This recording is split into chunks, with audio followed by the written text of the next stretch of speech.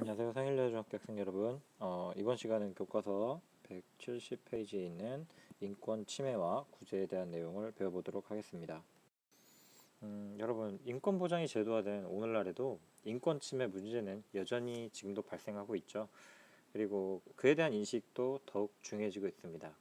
그 이유는 인권의 범위가 여러 사회의 여러 영역으로 점점 확대되고 있기 때문인데요. 이는 사회가 발전되고 이해관계가 좀 더 복잡해졌어요. 사람 사이의 이해타산 관계가 좀 더 복잡해졌기 때문에 그러한 충돌 사례가 증가하게 됐고, 그래서 인권 문제는 좀 더 증가하고 있고 복잡화되는 양상을 보이고 있습니다. 그럼 이러한 인권 침해 같은 경우에는 기본적으로 어떤 모습을 보이게 되냐면은 크게 두 가지 유형이 있습니다. 자, 국가 기관에 의해서 인권 기관에 의한 인권 침해가 있고요. 혹은 국가 기관에 의한 인권 침해가 아니라 개인이나 아니면 또는 단체에 의한 인권 침해가 있습니다. 뭐 예를 들면 성차별이라든가 장애인 차별, 인종 차별, 사생활 침해, 학교 폭력 이런 것들은 다 인권 침해에 해당이 되는데, 예를 들면 그런 거죠. 아이고 국가기관에서 사람을 뽑는데, 그러니까 공무원을 뽑는데, 예를 들면 남자를 더 우선시한다라든가, 아니면 여자를 뽑게 되는데, 여자 같은 경우는 키가 몇 이상이 되고, 몸무게는 몇 이상이 된다라고 하는 그런 차별. 그래서 국가기관에 의한 인권 침해가 있을 수도 있고요. 아니면은 장애인 차별, 아니면은 인종 차별 같은 경우에는 또 국가기관에 의한 침해가 있을 수도 있고, 또 여러분들 주변에서 일어날 수 있는 학교 폭력이라든가 사생활 침해 같은 경우에는 또 다른 개인이나 단체에 의한 침해의 사례가 될 수가 있겠죠. 자, 이 인권 침해, 인권의 범위가 지금 확대되고 있잖아요. 자, 예를 들면 과거 같은 경우에는 생명권과 자유권만이 그냥 인권이라고 생각을 했습니다. 그러니까 사람의 생명권, 그리고 나를 건드리지 마라고 하는 이 자유권에 한정되는 게 인권의 범위였다면, 인권의 개념이 점점 확장되고 있어요. 그러니까 형식적 평등의 개념이 확산이 되어가지고 이제는 실질적 평등을 강조하고 있다. 뭔 말이냐면요. 저 위에 이렇게 좀 작은 글씨로 나와 있는데, 형식적 평등이라고 하면 누구나 똑같은 대우를 받아야 된다는 겁니다. 누구나 똑같은 대우를 받아야 되는 거예요. 그냥 출발선이 다 똑같은 거예요. A든 B든 다 여기서 출발을 하는 거예요. 자, 근데 이 A라는 사람은 다리가 좀 불편한 사람이고, B라는 사람은 다리가 멀쩡한 사람이에요. 근데 똑같은 선에서 출발을 하게 되면 B가 훨씬 더 빠르겠죠. 자, 그러면은 이러한 경우에는 A가 조금 불리하니, 그래서 이러한 사회적 약자니 이 사람을 배려해서, 자, 이 사람은 한 요쯤에서 출발하는 걸로 하자. 그래서 A는 이쪽에서부터 출발하도록 하고요. B는 그냥 여기서 출발해가지고 스타트해서 이제 달리기를 하도록 하는 게 이게 실질적 평등이에요. 즉 사회적 약자에 대한 배려와 보호를 보장을 하는 게 실질적 평등이다라고 생각을 하시면 됩니다. 자, 현대사회의 이러한 인권 문제는 타인의 권리를 뺏는 것뿐만 아니라요, 인간다운 삶을 보장하지 못하는 것도 포함을 합니다.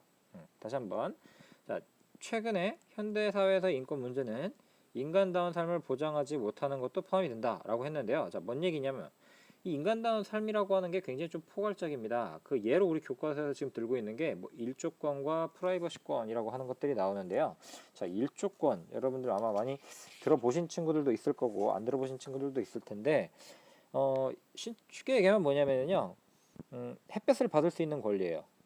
일조량 이러잖아요. 그래서 자, 인간이 신체적, 정신적 건강에 필수적인, 그러니까 햇볕을 받을 수 있는 권리입니다. 왜 햇볕 많이 못 받으면은 얼굴이 좀 누리티티해지고 그러잖아요.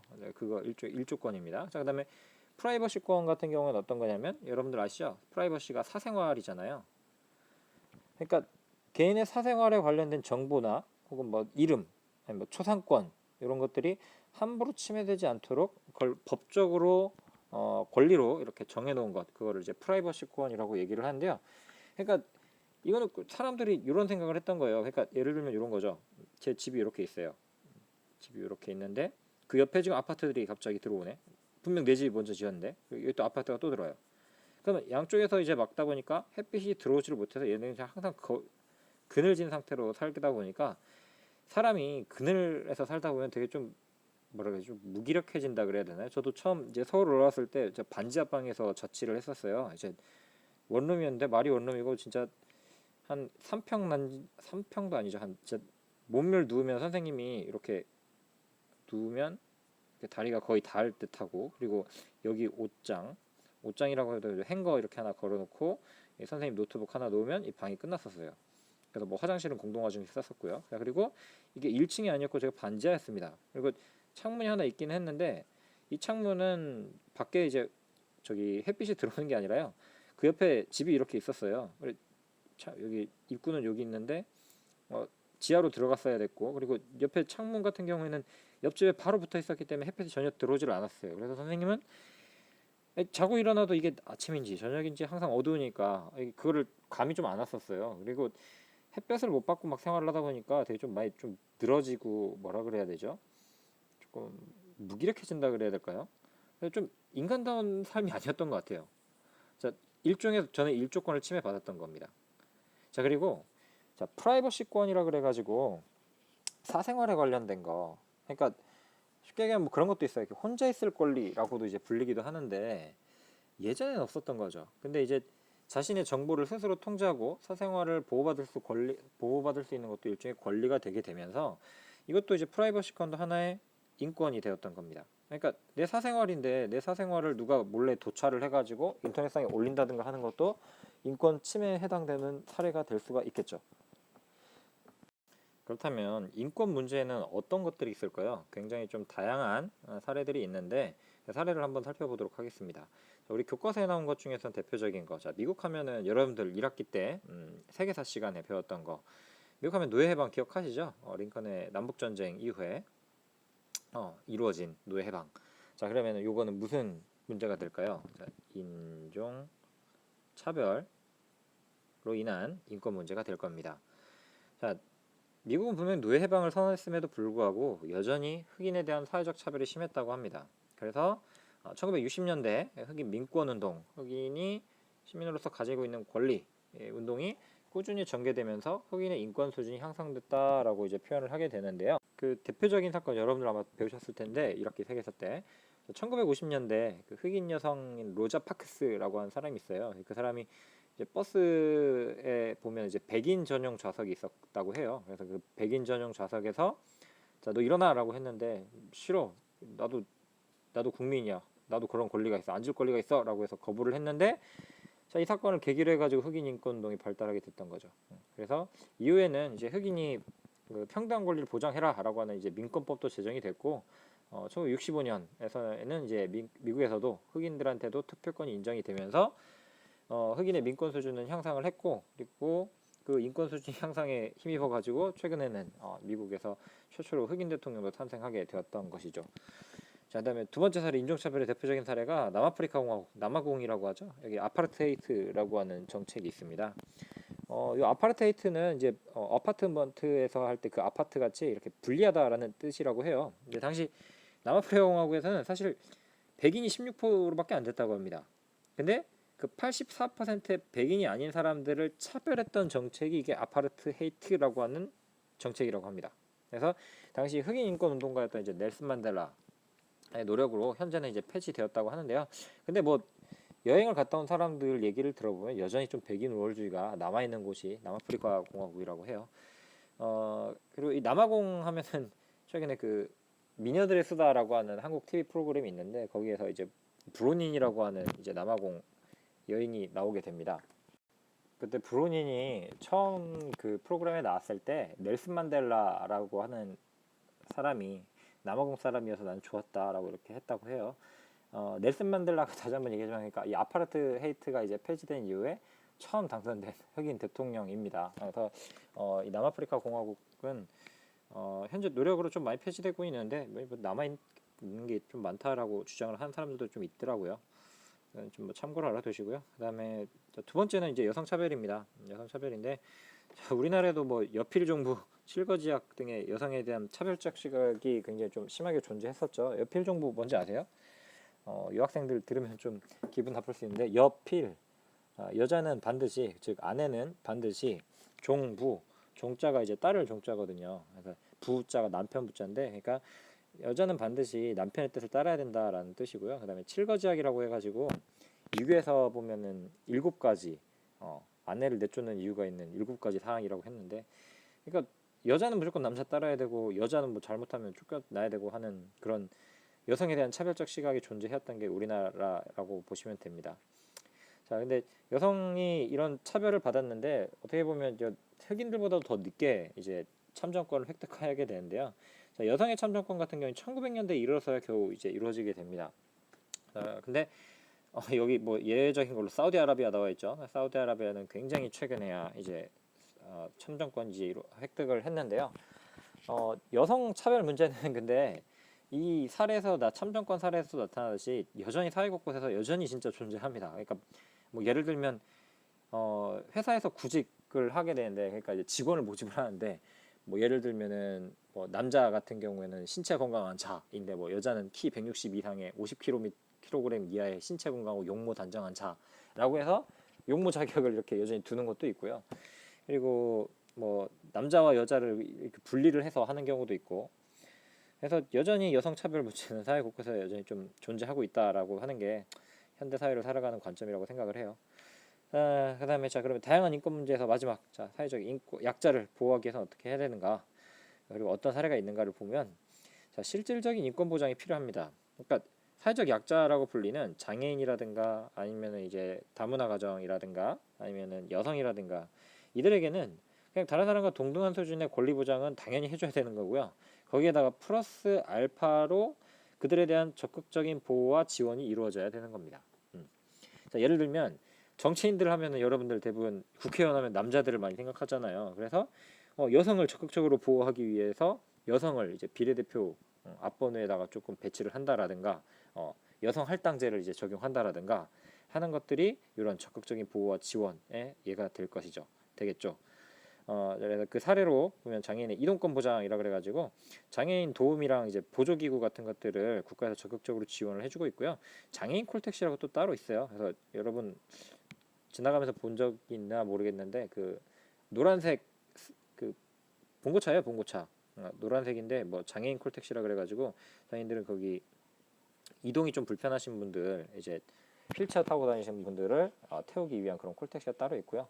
그다음에 이주 노동자, 결혼 이민자들에 대해서는 좀 적극적인 지원을 통해 가지고 그들의 삶을 좀 보장한다. 그러니까 뭐 예를 들면 여기서 얘기하는 적극적인 지원이 뭐가 있을까요? 그러니까 한국 사회에 적응을 해야 되니까 그들한테 뭐 한국어 교육을 한다라든가 아니면은 한국에서 맞는 직업을 찾을 수 있도록 직업 훈련을 시킨다라든가 아니면 뭐 문화적 교류 기회 확대 등을 통해 가지고 국내 정착을 지원한다라든가 하는 등등의 지원을 해줄 때 사회적 약자의 인권이 보호가 될 것이다 라고 생각을 하시면 됩니다. 자, 선생님, 그러면은 그래, 인권 그렇게 보장해줘야 된다는 거 알겠고 그렇게 다양한 인권 문제가 있는 건 알겠는데, 그럼 실제로 침해를 당했을 때는 그럼 어떻게 하면 그거를 구제할 수가 있나요? 자, 이게 이번 단원의 하이라이트입니다. 자, 첫 번째는 뭐냐면, 자, 소송을 통한 구제가 있습니다. 자, 예를 들어보면 아까 선생님이 얘기했던, 자, 우리 집이 이렇게 있어요. 근데 옆에 내 땅이야 라고 하면서 여기다가 아파트를 크게 이렇게 짓는 아저씨가 나타납니다. 덕분에 저는 일조권을 침해당했고 그래서 내 건강이 현저히 좀 침해될 것 같다 라고 하는 생각이 들었어요. 그래서 이 건물 짓지 말으세요 라고 한다라든가, 아니면은 이 건물 짓게 되면 내가 일조권 침해되니까 나한테 손해를 좀 배상해 주세요 라고 자신의 권리를 주장하는 대표적인 방법이 있는데, 자, 근데 요거 어디 가서 하는 거예요? 법원 가서 하죠. 그래서 이렇게 민사소송, 형사소송 이런 거 다 법원 가서 하는데, 자, 근데 소송이라고 하는 게 여러분들 굉장히 좀 빨리 끝나지가 않습니다. 이게 뭐 변호사도 사야 되죠. 그러니까 내 권리 침해를 증명을 할 수 있고 내를 변호해 줄 수 있는 변호인도 사야 되죠. 거기다가 이제 만약에 1심 재판에서 안 되면 2심 가죠. 2심에서 안 되면 3심인 대법원까지 가죠. 시간과 비용이 굉장히 많이 걸립니다. 그래서 이 소송을 통한 구제는 이제 법적으로 구제를 할 수는 있겠지만 시간과 비용이 굉장히 많이 든다라는 단점이 있습니다. 그러면은 이 소송까지 가지 않는 게 제일 좋은 건데요. 그거를 보완하기 위한 게 소송을 가기 전에, 그러니까 대안적인 문제 해결 방법이 있죠. 그러니까 이거를 짓는 사람, 이 아파트를 짓는 사람하고 협상을 하는 거예요. 야, 이거 좀 너무하는 거 아니냐. 그래서 이 아파트를 짓는 사람이, 그래, 내가 니네 햇빛 안 들어올 거 알겠다. 그러면은 여기 한 층을 니네 줄게. 대신 이거 좀 우리한테 팔면 안 되겠니? 협상을 할 수도 있고, 아니, 그러면 여기는 이렇게 짓고 대신 여기 아파트는 조금 작게 지으면 안 될까? 라고 좀 조정을 할 수도 있고요. 그러면 제3자가 등장을 해가지고 요거는 조금 사례가 좀 과했네요. 이번은 이쪽에서는 그냥 아파트 지으시고요, 이쪽에서는 이거는 안 짓는 걸로 하시죠 라고 해서 제3자가 중재에 나설 수도 있는 겁니다. 그래서 협상, 조정, 중재 등을 통해서 자율적으로 해결을 하게 되면 여기 아까 법원까지 굳이 갈 필요 없이 그 전에 해결을 할 수가 있는 거죠. 그래서 이렇게 대안적 분쟁 해결을 돕는 대표적인 기관이 어디냐면 뭐 언론중재위원회라든가 한국소비자원 같은 곳들이 그 사례가 될 것이고요. 다음으로 중요한 게 자 이제 헌법재판소를 통한 구제가 있습니다. 뭐냐 하면 이런 경우 있잖아요. 자 위헌법률 심판. 자 이거 우리 중학교 과정에서는 이제 두 가지 헌법재판소의 기능은 꼭 기억을 해두시면 좋겠는데요. 위헌법률 심판과 헌법소원제도가 있습니다. 자, 먼저 이 헌법재판소라고 하는 곳을 좀 이해를 해야 되는데요. 그럼 법원이랑 좀 뭐가 다른 건가요? 라고 물어보는 친구들이 많은데요. 이 헌법재판소로는 말 그대로 이 헌법에 관련된 대한민국 최고의 헌법의 해석과 관련된 정치적 사건을 사법적 절차에 따라 사법적 재판 절차에 따라서 해결하는 헌법기관입니다. 그러니까 헌법기관이라는 말은 헌법에 헌법재판소를 둔다라는 말이 나와 있어요. 그래서 이런 것을 통해 가지고 정치 권력을 통제함으로써 국민의 기본권을 결국에는 보장하는 것을 그 목적으로 합니다. 그래서 그 헌법재판소의 권한 중에서 특히 중요한 것이 바로 이 위헌법률 심판과 헌법소원제도 이렇게 있는데요. 위헌법률 심판 쉽게 얘기를 하면 뭐냐면요.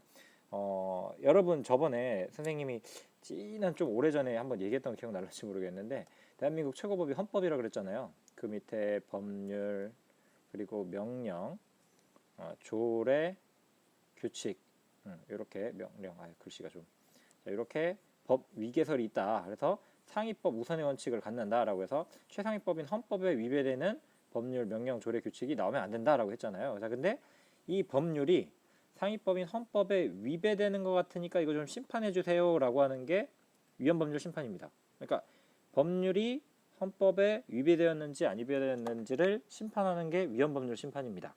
자, 법원에서 재판 중인 사건에 적용되는 법률이 위헌인지 여부가 문제가 되고 그래서 법원이 당사자의 신청에 의하거나 혹은 그 스스로의 법률이 위헌인지 여부를 심판해 줄 것을 헌법재판소에 요청을 하게 되면 헌법재판소가 그 법률이 헌법에 위배되었는지 아닌지를 이제 결정을 하면 그 법률은 뭐 효력을 상실하든지 아니면 더 이상 적용하지 못하게 되기 때문에 그 국민의 대표가 만들었다고 하는 이 법률을 없앨 수도 있고 유지시킬 수도 있는 굉장히 강력한 권한이라고 생각을 하시면 됩니다. 그다음에 두 번째가 이제 헌법소원제도인데 헌법소원심판 같은 경우에는 뭐냐면요. 자, 국가 권력에 의해서 헌법에 보장된 우리 기본권이 있잖아요. 기본권이 기본권을 침해당했다고 주장하는 국민의 청구가 있게 되면 그 청구에 의해서 헌법재판소가 국가 권력의 행위가 헌법에 위반되었는지 여부를 심사하는 것이 그게 헌법소원입니다. 예를 들면 국회의원 선거를 앞두고 있는 어느 정당이 발표한 공약에 문제점이 있어요. 자, 그래서 그 문제점이 있는데 그걸 뭐 좀 문제가 있는 것 같아라고 해가지고 내가 SNS에다 올리고 싶어요. 자, SNS에다가 올리고 싶어가지고 글을 막 게재하고 싶은데 근데 이러한 행위가 공직선거법에 위반되는데요. 그러면은 공직선거법이라고 하는 국가 권력에 의해 가지고 선거일 180일 선거 180일 전부터 선거일까지 이 SNS를 이용해서 정치적 의견을 표현하지 못한다라고 하는 공직선거법 조항 때문에 저는 이걸 말하고 싶어도 말하지 못하는 거예요. 그러니까 내 표현의 자유가 있잖아요. 그러니까 자유권이 있잖아요. 그래서 이 자유권을 침해당했다고 생각을 했을 때 이 법이 내 자유권을 침해했어요라고 해서 이 국가 권력이 내 자유권 기본권을 침해했어요라고 하면서 이거를 좀 구제해 주세요라고 하는 게 이게 헌법 소원이라고 하는 겁니다. 자, 이렇게 해서 그 사례가 되게 많아요. 사례가 되게 많은데 그거 여러분들 헌법재판소 홈페이지 들어가시면은 그 사례들이 굉장히 많은데 그거 다 볼 필요는 없으시고요. 주로 이제 교과서에 나온 사례들 위주로 여러분들 좀 정리를 하시면 될 것 같습니다. 다음 자 마지막 네 번째가 국가인권위원회가 나옵니다. 국가인권위원회를 통한 구제 방법이 있는데 최근 이제 2001년에야 만들어진 기구입니다. 2001년에 이제 김대중 대통령 때죠. 김대중 대통령 시기에 만들어진 독립기구인데 개인이 가지고 있는 그 기본적인 권리를 보호하고 그리고 그 수준을 향상시키기 위해서 우리가 알고 있는 입법부, 행정부, 사법부 요거에서도 독립이 됐어요. 그래서 이거 말고 따로 이렇게 있기 때문에 이 인권위원회 역할은 굉장히 좀 강합니다. 생각으로 굉장히 강한데요. 자, 인권 침해가 있고 혹은 뭐 차별 행위가 있다라고 하게 되면 이 국가인권위원회에 신고를 하면 이 인권위원회 사람들이 가고 직접 조사합니다. 그래서 그거를 어떻게 하면 구제해 줄 수 있을까를 고민하는 거의 사법적 기구와 거의 비슷하다. 그러니까 사법기구, 그러니까 재판을 하는 사법부와도 굉장히 좀 유사한 성격을 갖기 때문에 이걸 준사법기구라고 표현을 하고요. 그다음 그 유엔에서 정한 국제인권규범이라고 하는 게 있어요. 그래서 그 규범을 국내에도 알리고 그거를 이제 국내도 좀 적용하자라고 하는 거를 알리는 국제기구로서의 성격도 가지고 있습니다. 자, 그럼 문제가 풀리는지 한번 봅시다. 175쪽에 보면 자유권이나 평등권 등은 기본적인 권리를 빼앗는 것은 물론이고 인간다운 삶의 조건을 보장하지 않는 것도 이 모든 것이 다 뭐에 해당이 된다고요? 인권 침해에 해당이 된다. 그러니까 자유권 침해하는 것도 인권 침해고 평등권 침해하는 것도 인권 침해고 인간다운 삶의 조건을 그러니까 뭐 아까 일조권, 뭐 프라이버시권 요거 보장하지 않는 것도 인권 침해다. 다른 사람이나 국가기관이 나의 권리를 침해하여 분쟁이 발생했을 때 이를 해결한 대표적인 방법은 소송을 통해서 누구의 도움을 받는 거다. 자, 아까 소송은 누가 한다고요? 법원이 하는 거라고 했죠. 소송은 법원에다가 하는 겁니다. 그래서 법원의 도움을 받는 것이 있고요. 그다음에 사회적 약자들인 인권 침해 문제를 간략히 얘기해 보자라고 했는데 여성은 뭐 여성 차별 문제 아까 얘기했던 사례들 좀 적으시면 될 것 같고 장애인은 아까 이동권 문제 있잖아. 이동권 보장 문제. 휠체어 타시는 분들은 좀 그게 힘들죠. 그다음에 다문화 가족은 아무래도 사회적 편견, 얼굴 피부색, 뭐 말투 이런 거 가지고 사회적 편견이 좀 있죠. 인권을 침해당했을 때 분쟁이 원만하게 해결될 수 있도록 자율적인 합의를 도와주는 기관 뭐가 있었나요? 아까 중재, 합의 이런 것들 해주는 거 어디 했을까요? 협상, 조정, 중재 해주는데 대표적인 데가 뭐 언론중재위원회, 아니면 뭐 한국소비자원 같은 것들이 있었죠. 자, 그럼 여기까지 인권 침해와 구제에 대해서 알아봤고요. 수업 시간에 뵙도록 하겠습니다. 수고하셨습니다.